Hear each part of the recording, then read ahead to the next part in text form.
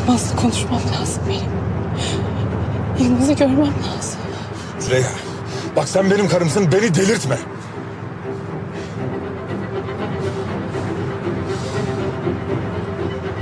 Bana yalan söylediniz. Sen de annenle bana yalan söylediniz. Sus, sus! Demir nasıl yaparsın böyle bir şey? Yaşadığını biliyordunuz. Züleyha, sus! Yeter artık, sus! Durdur arabayı. Arabayı durdur dedim. Arabayı durdur dedim. Demir, arabayı durdur! Durdur arabayı! Durdur! Züleyha! Züleyha! Züleyha!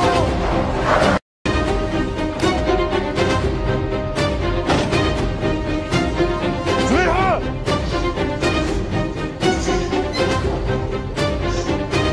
Züleyha!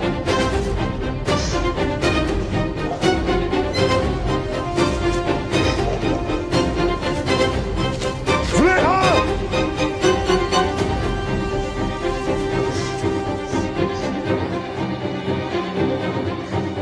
Züleyha!